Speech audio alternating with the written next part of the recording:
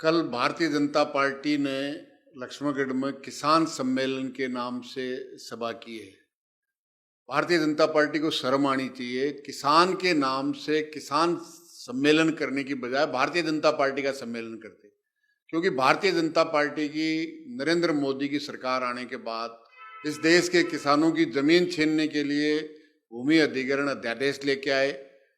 जब उसके खिलाफ किसान लड़ा तो 3 दफे लाने के बाद पास नहीं करा पाए, और फिर कोरोना की महामारी को देखते हुए 3 कृषि से संबंधित काले कानून लेके आए, जो कृषि राज्य का विषय है, लेकिन केंद्र सरकार ने 3 काले कानून बनाए जिनके खिलाफ लगातार 1 साल तक देश के तमाम किसान संगठनों ने आंदोलन किया और दिल्ली के चौतरफा 5 मोर्चे लगाकर 1 साल से ज्यादा रहे। ये भारतीय जनता पार्टी के नेता खालिस्तानी कह के नवाजा, माओवादी, पाकिस्तान, चीन के समर्थन से चल रहे, ये किसान है ही नहीं, ये बाड़े के टट्टू हैं। वो आज किसान की बात कर रहे हैं और जिस बाजरे के समर्थन मूल्य की बात कर रहे हैं, समर्थन मूल्य यही मांग थी, और यही 2014 में 400 से ज्यादा सभाओं में नरेंद्र मोदी ने कहा था कि अगर मैं प्रधानमंत्री बना तो स्वामीनाथन आयोग की रिपोर्ट लागू करूंगा, जो लागत की 1.5 गुनी कीमत हर फसल का मिलेगा। मोदी ने यह भी वायदा किया था 2022 में अगर मैं प्रधानमंत्री रहा तो किसान की आय दुगुनी करूंगा। दुगुनी की बजाय लागत कई गुना बढ़ाने का, बीज, खाद, डीजल सबकी बढ़ाने का काम किया है। भारतीय जनता पार्टी किसी भी सूरत में काले कानून वो वापस लेने पड़े 1 साल के बाद में, और 5 मुद्दों पे कृषि सचिव, मुख्य सचिव ने लिख करके दिया 9 दिसंबर 2021 को। आज भी वो मांगे पूरी नहीं हुई है। एमएसपी के लिए आज तक कोई कार्रवाई नहीं की। जो 700 से ज्यादा किसान शहीद हुए उनको कोई पैकेज नहीं दिया। केंद्र सरकार और राज्य सरकारों ने जो जितने मुकदमे थे वापस लेने की बात की थी, एक भी मुकदमा वापस नहीं लिया सिवाय हरियाणा के। इसलिए किसानों के साथ सबसे बड़ा विश्वासघात करने का काम भारतीय जनता पार्टी ने किया, और किसान को जमीन छीन लेते तो किसान ही नहीं रहता है। वो प्रक्रियाएं राजस्थान देश की सरकार ने की है, इसलिए किसी भी सूरत में करने की नहीं है।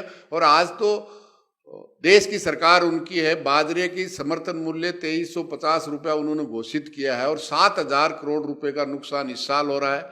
यही 7000 साढ़े 7000 करोड़ का पिछली बार हुआ था। मक्का और बाजरा दोनों में हुआ था 10,000 करोड़ के खिलाफ इस खरीद नहीं करने से।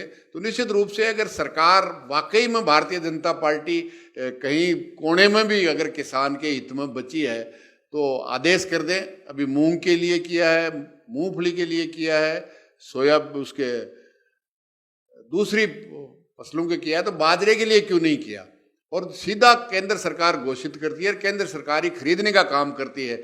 लेकिन अगर राज्य सरकार भी उसके लिए आवेदन नहीं करती तो उसके लिए भी जिम्मेदार राजस्थान की सरकार है, क्योंकि इन्होंने भी 10 दिन में, कांग्रेस की सरकार राज्य में आने के बाद 10 दिन में सभी किसानों का संपूर्ण कर्जा माफ कर देंगे। एक भी किसान का संपूर्ण कर्जा माफ नहीं किया है। और जिस पारदर्शी सरकार की बात कर रहे थे, वो पिछले 3 साल से केवल कुर्सी बचाने की, मुख्यमंत्री की कुर्सी बचाने के लिए और दूसरा कुर्सी छीनने के लिए लड़ रहे हैं। कांग्रेस और भारतीय जनता पार्टी केवल कुर्सी के लिए लड़ सकती है, इस देश के, प्रदेश के किसानों के लिए, गरीब मजदूर और नौजवान के लिए नहीं। इस सरकार ने तो सबसे बड़ी महंगाई, पेट्रोल डीजल राजस्थान में सबसे महंगा है, और केंद्र सरकार ने महंगाई और बेरोजगारी में रिकॉर्ड देश में बनाने का काम किया है। इसलिए निश्चित रूप से शर्म करनी चाहिए भारतीय जनता पार्टी के नेताओं को। किसान सम्मेलन की बजाय वो भारतीय जनता पार्टी का सम्मेलन करें, बात समझ में आती है, लेकिन किसान का नाम नहीं लें।